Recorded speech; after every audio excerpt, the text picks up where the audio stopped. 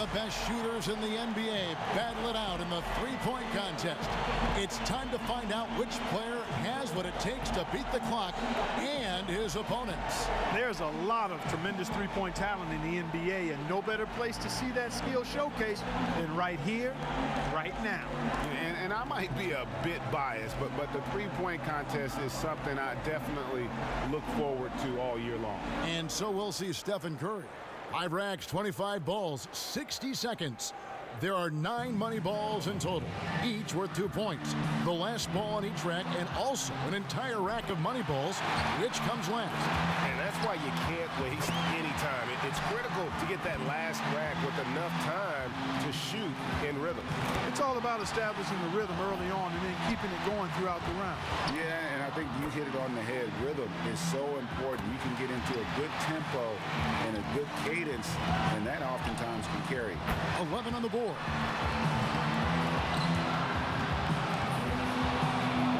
You could only get one shot to fall off the rack. Not too hot. His 5th consecutive miss. A little bump of a slump here. 12 for him. He's made all but one of his money balls. Steph catching fire now. He's in the zone. That's 5 straight. He's getting on a roll. A very strong 20 points for him. Now that's how you do it. Outstanding focus throughout the round. Money balls so critical to knock down in this competition, and he gets 6 out of 9. So it's James Harden ready to go. 1 point.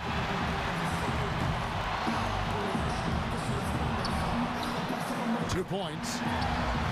He could have taken more from that rack, only got 2 points. Now 3 points. Drains the money ball. Now is 6. Oh, Harden starting to feel it. 8 points. A 3-point rack for him right there. Oh, boy. He's getting cold. 5 consecutive misses. Down to the money rack. That gives him 12. He's at 14. He finds himself at 16 points at the end of the round. He turned in a pretty good round right there, don't you think? And he knocked down 5 out of the 9 money balls. Pretty good. And here we go with C.J. McCollum. In the history of this event, I think one moment that anyone who saw it remembers was Craig Hodges hitting his first 19 shots in the semifinal round back in 1991. That was unbelievable. And Hodges did a lot of amazing things in that three-point contest. He won it 3 times in the early 90s. Gets the money ball. That's 7. He's got that nice rhythm going right here. That makes it 4 straight for him. Up to 10 now. And now he's getting it going. 7 straight. He's stringing them together. Now 14. Hits for 15. He's made all but one of his money balls.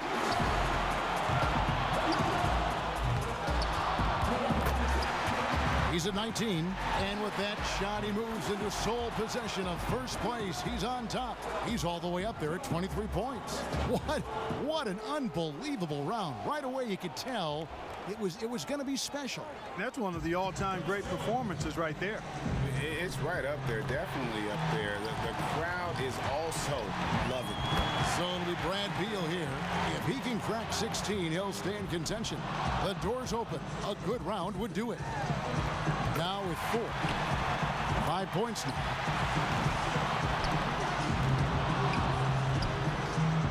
Drains the money ball.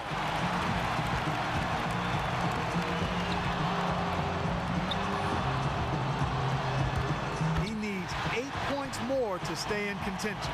10 points on the board. The young fella Brad Beal taking charge here. 5 points more to stay in it. Now he gets the money rack. He needs 3 more points. Up to 15 now. Now in third. He finishes off the round with 19 points.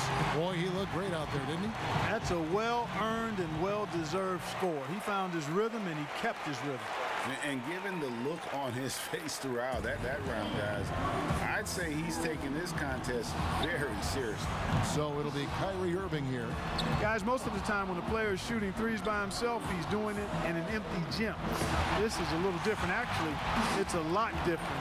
And you know, it's tough to replicate the environment when you talk about the shootout because, you know, you can be in there by yourself, but you don't get the adrenaline and the crowd and the excitement that you get once you take the floor for this competition. 6. That's 7. Pressure's on. Now 8 points. He's got 9. No messing around now. He's going to have to be at his best the rest of the way. A strong close out there. Oh, and he will not advance to the next round. Going to just finish out the string here. Yeah, just not enough. He averages 3 points a rack and finishes with 15. And so it's D'Angelo Russell ready to go. It can be a big advantage going last. He knows the score he needs to beat in order to qualify. With this rapid-fire format, a trap guys cannot fall into is trying to make any sort of adjustment midstream. There's just not enough time for that. You've got to trust your stroke from start to finish. Yes, but sometimes you have to make adjustments if the shots aren't dropping, whether it's a good idea or not. Now 3 points. He's got to step up or he's in trouble. He needs to go on a run. Now with 4. That's 3 racks in a row now that have given him fits. And he's done. Out. Yep, he won't have enough to make the next round. He just never got into a rhythm with the rack.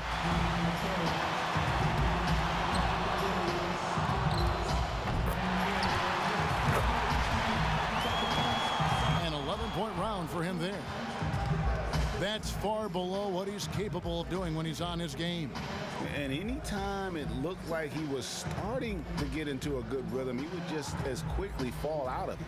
McCollum's got the highest score from round 1. All he's got to do now, guys, is repeat that performance in the finals. And just amazing scores up to this point. I mean, these guys have pushed each other to new heights this year. I love it. Yeah, and this is exactly what you hope for coming into the shootout. Great shooters at the top of their game, just battling it out. So it'll be Brad Beal here. He's got to go first here in the finals because he had the lowest score to qualify. But he made it in, and that's the important thing. Now 3 points, now with 4.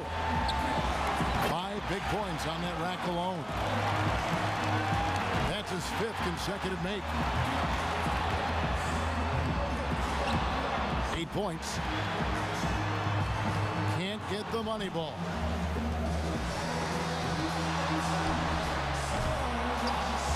He's got 9. Drains the money ball. Good for 13. Hits for 15. Make it 17. The round ends and he's got 19. Now that's how you do it. Outstanding focus throughout the round. That was very nice. I mean, he didn't let any misses throw him off. He avoided any kind of cold streak. And that's the only way to end up with a score like his, by keeping that momentum going from rack to rack. And so here's Curry now. A hot start is pretty essential, isn't it? I mean, it seems like we rarely see guys recover from a bad first rack or two. Yeah, I think you hit it right on the head because oftentimes you're putting more and more pressure on yourself to perform, and it is hard to shoot with confidence when you do that. He's up to 7. He's got 8. Now 9 points. Money ball, no good. 10 points on the board. 8 more points and he'll tie things up. He's got 12. Tremendous. Down to the money rack. 6 points more to tie it up. Rock solid shooting down the stretch. What is going on? So he ends up at 17. And Here we go with C.J. McCollum. We've reached the climax. He's got one last shot to go home with the trophy. 19 the score to beat, so 20 would make him champion. That's 2. 3 down. Can't get the money ball. Now with 4.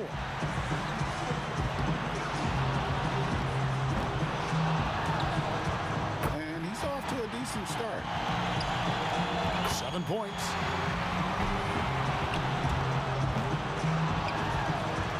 He's got 8. Good rack right there. 4 points total.